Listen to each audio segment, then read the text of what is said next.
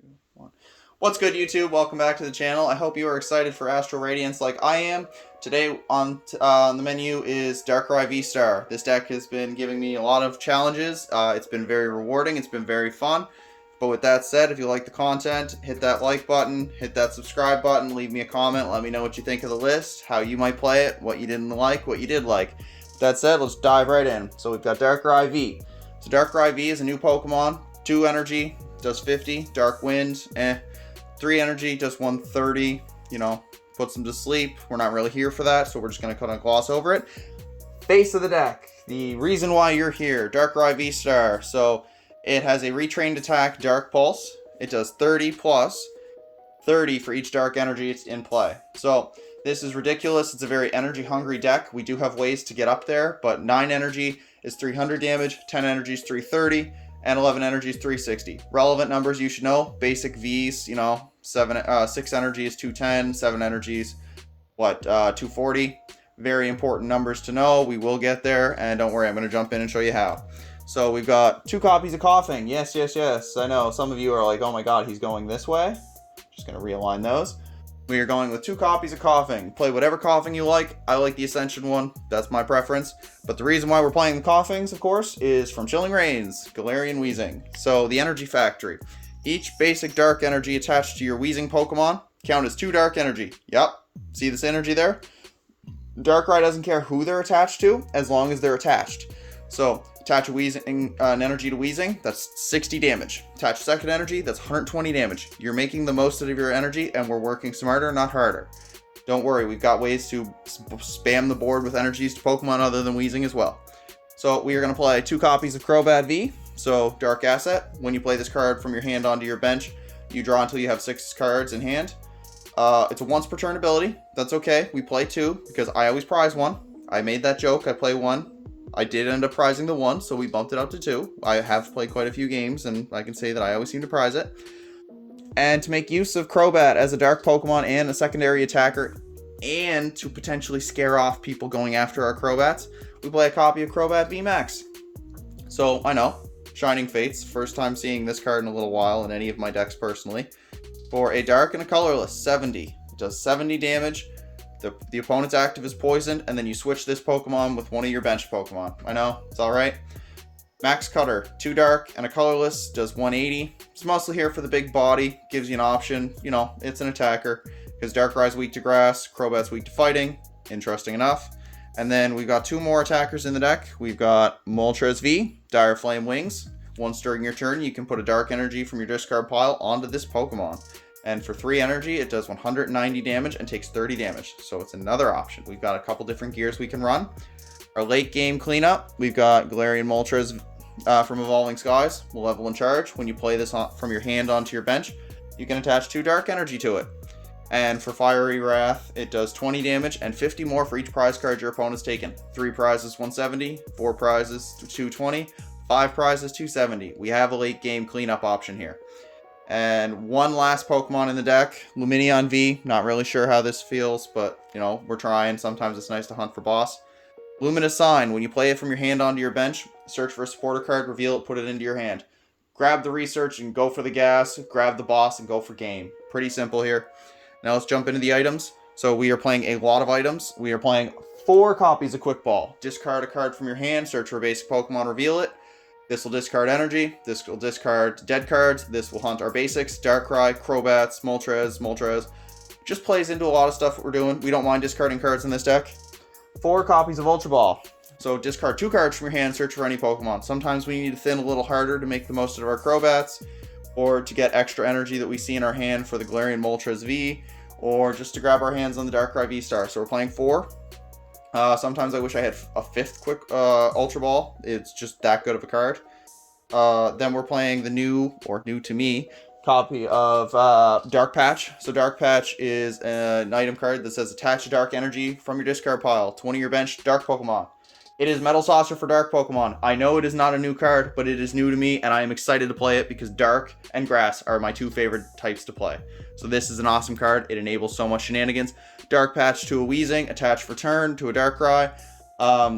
basically right there, that's 90 damage off 2 energy. You can reuse the dark patches with Dark Abyss, the V-Star power. So you can grab 2 more of your dark patches. So you could play up to 6 dark patches in a game.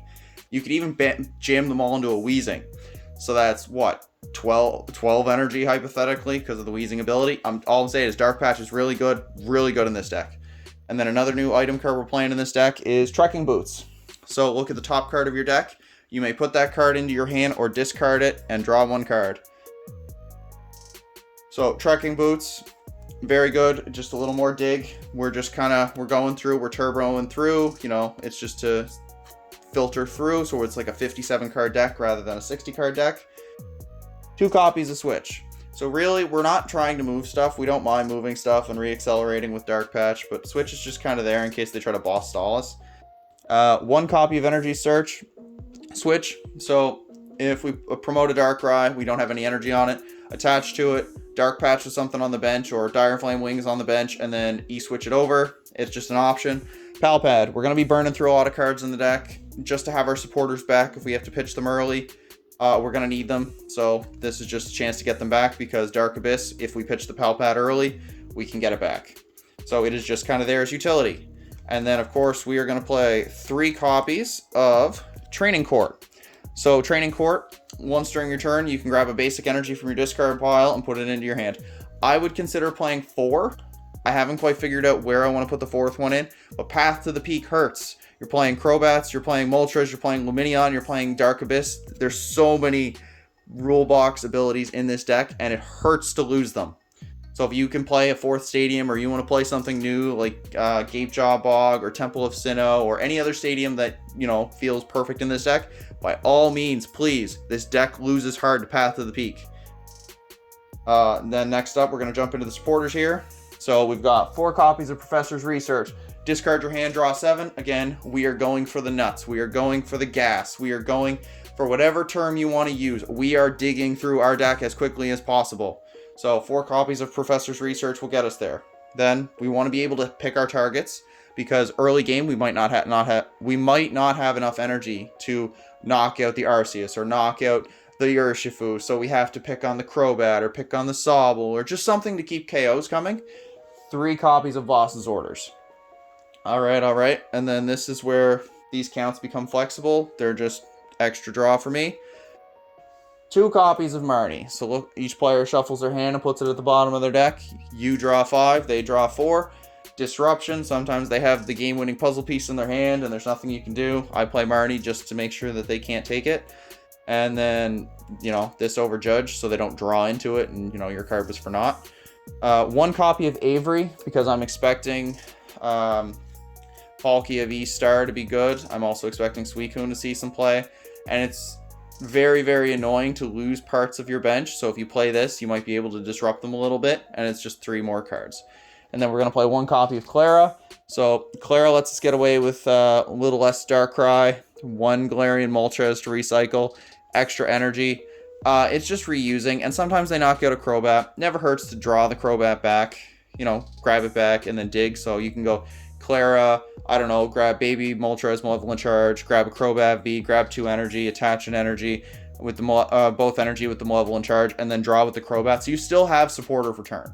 So Clara is a good card in this deck, and with Palpad we get a chance to reuse any of our supporters. And last but not least, we have the energy count. So in this instance here, we have 5, and 1. So we have 11 darkness energy here. So I know what you're thinking, Brandon, what gives? 11's kind of low, kind of caps us at 360 damage. I'm telling you this now, you will not get all 11 energy in play, or if you do, it's more like a win more situation. The Weezing will probably carry you for 4 to 6 of your energy in play, so you put 2 or 3 of them on it and it'll give you damage that way. 11 is just there.